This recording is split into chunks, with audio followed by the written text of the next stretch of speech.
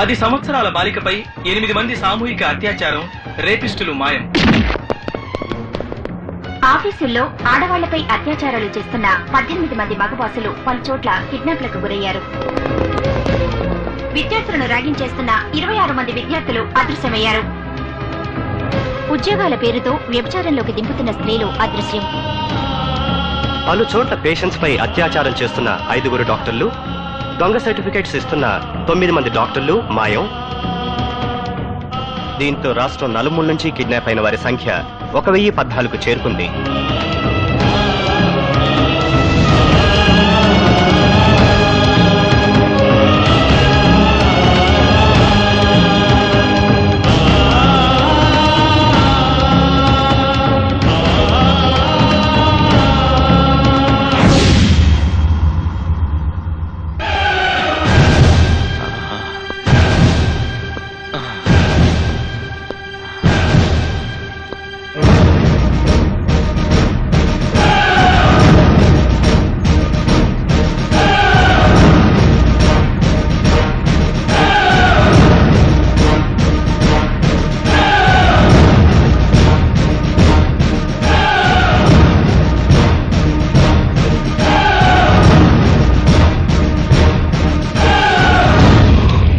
చూడు భారతి, బాగా చూడు.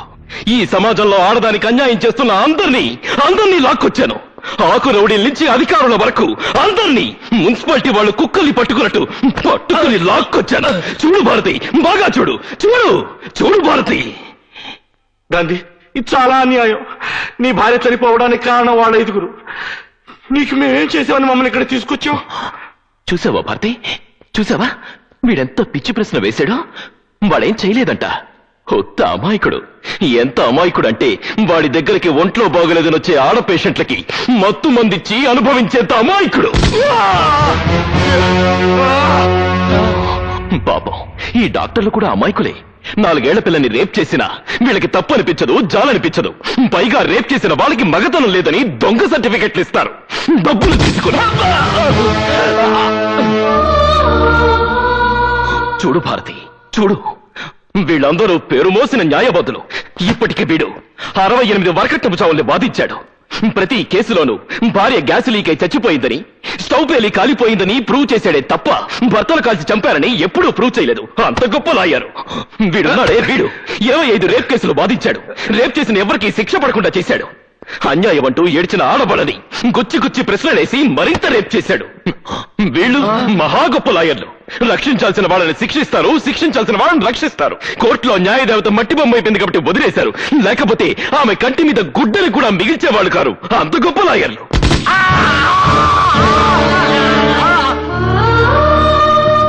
వీడెవడో తెలుసా?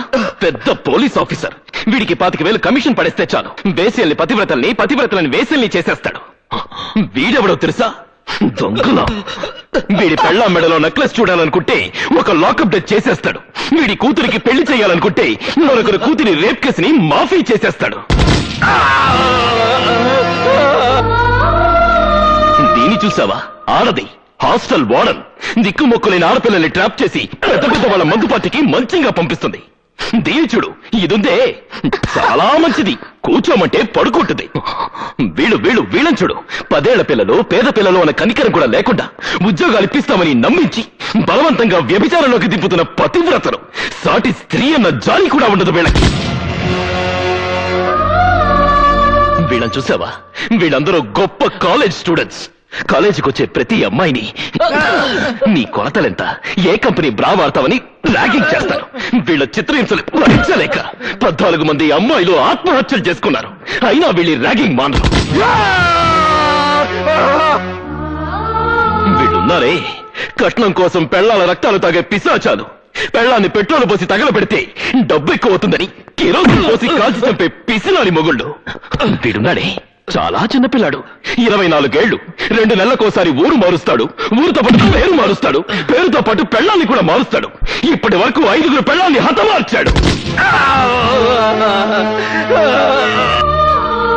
వీళ్ళంతా బ్యూరోక్రాట్స్. ఉద్యోగం కోసం ఆడపిల్ల అప్లికేషన్ పెడితే చాలు చొంగ కార్ చేసుకుంటారు. భారతి, వీళ్ళందరూ లంచంగా ఆడవాళ్ళ దగ్గర డబ్బులు తీసుకోరు. మంచం మీదకి వస్తే సరిపోతుందంటారు. పడుకుంటే పడుకోపోతే punishments.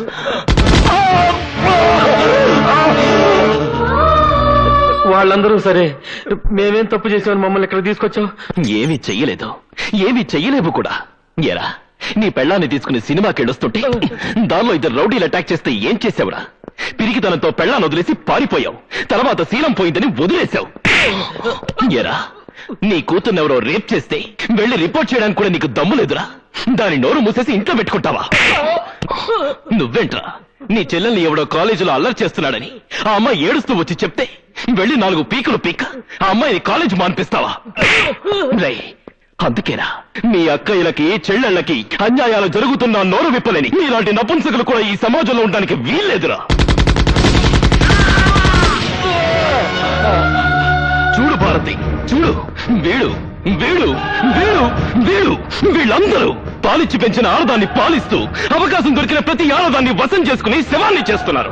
అందుకే అందుకే వీళ్ళందరూ నీ కళ్ళ ముందే శవాలైపోతారు. ఏందా ఇది మా అందరు పురాణాలు చదువుతున్నావు? నువ్వేమైనా పెద్ద నీతిమంతుడువా? మాలాగే నీచంగా దౌర్జన్యంగా నువ్వు బతకలేదా? డబ్బు కోసం మాలాగా నువ్వు మాత్రం కక్కుతు పడలేదా?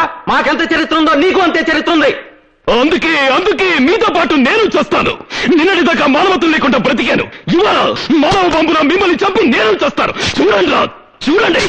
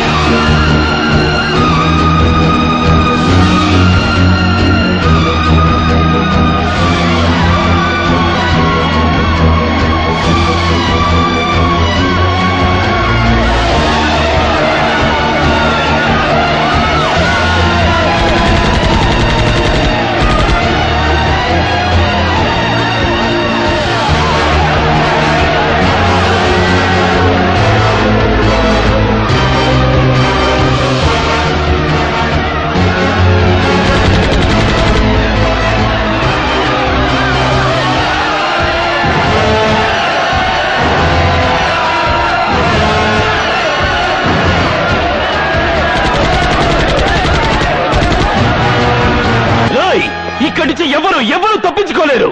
ఆగండి, ఆగండి, ఇక్కడి నుంచి ఎవరు తప్పించుకోలేరు. గాంధీ, గాంధీ, దయచేసి వాళ్ళు చంపదు. గాంధీ, గాంధీ, మేము చచ్చినంత మాత్రాన్ని ఈ దేశం బాగుపడుతుందా? మళ్ళీ మా లాంటి వాళ్ళు పుట్టరా? పుట్టరు. మీ జాబు చూశాక పుట్టడానికి భయపడతారు. ఒకవేళ పుట్టినా వాళ్ళని చంపడానికి మళ్ళీ నాలాంటి వాళ్ళు పుడతారు. దయచేసి వాళ్ళు చంపొద్దు. కావాలంటే మా ఆస్తులు రాసిస్తాం. నీకేం కావాలని ఇస్తాం. ఏం కావాలన్నా ఇస్తారా? అయితే ఇవ్వండి. అర్ధరాత్రి ఒంటరిగా నగ్నంగా నడిచిన నా తల్లి శీలానికి సెక్యూరిటీ ఇవ్వండి. కోర్టు ఒడిలో నా తండ్రి చేతిలో చంపబడ్డ నా అక్క మానానికి రక్షణ ఇవ్వండి. నా కళ్ళు తెరిపించి నా కళ్ళ ముందే కళంక పట్టిద్దని చచ్చిపోయిన నా భారతికి ప్రాణం పోయండి రా. ప్రాణం పోయండి, ప్రాణం పోయండి, ప్రాణం పోయండి, ప్రాణం పోయండి. అంటే మమ్మల్ని చంపి నువ్వు మహాత్ముడు అయిపోతావు అనుకుంటున్నావా? గాంధీ పేరు పెడుతున్న ప్రతివాడు గాంధీ అయిపోడు. అవును, నేను గాంధీని కాను. తను బతుకుతూ 10 మందిని బతికించమన్నాడా గాంధీ. తను చస్తూ 100 మందిని చంపుతున్నాడు ఈ గాంధీ. ఒక చెంప మీద కొడితే మరొక చెంప చూపించమన్నాడా గాంధీ. చెంప మీద కొడితే వాడి చెంటాలు ఒలిచేయమన్నాడు ఈ గాంధీ. చెడు చూడొద్దు, చెడు వినొద్దు, చెడు మాట్లాడొద్దు అన్నాడా గాంధీ. చెడు సహించొద్దు, చెడు భరించొద్దు, చెడు మిగల్చొద్దు అన్నాడు ఈ గాంధీ. ఇంతమందిని చంపడం అన్యాయం కాదు, ఇదే న్యాయం. బతికున్న గాంధీని రక్షించుకోలేని ఈ జాతి ఆయన చనిపోయాక వీధికొక విగ్రహాన్ని పెట్టింది. చివరికి దాన్ని కూడా రక్షించుకోలేక విగ్రహానికో 2 పోలీసుల్ని ప్రొటెక్షన్ గా పెట్టాల్సిన కర్మ పట్టింది. అందుకే ఇప్పుడున్న ఈ దేశానికి అలాంటి మహాత్ముడు కాదు కావాల్సింది, అలాంటి పాపాత్ముడు.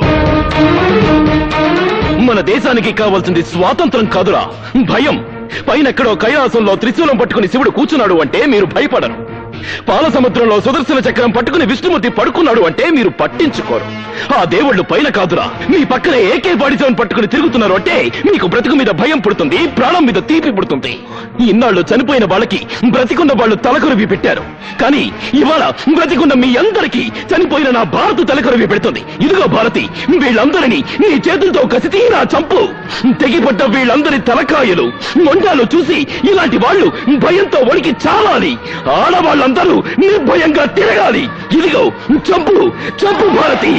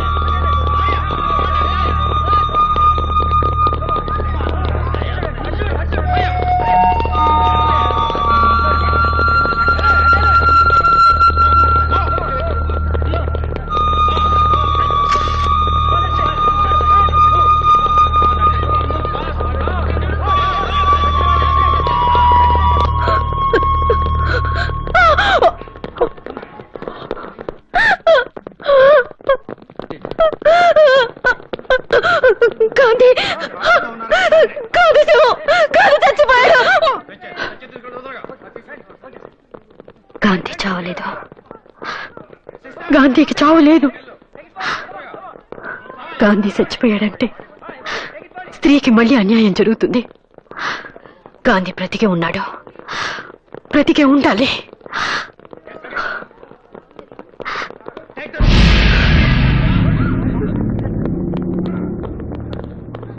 గాంధీ శవాన్ని గుర్తుపట్టారా? గుర్తుపట్టడానికి గాంధీ చచ్చిపోతేగా. అంటే రాత్రి తప్పించుకున్నాడు. తప్పించుకున్నాడా? ఎక్కడుంటాడు? ఎక్కడ అన్యాయం జరిగితే అక్కడ.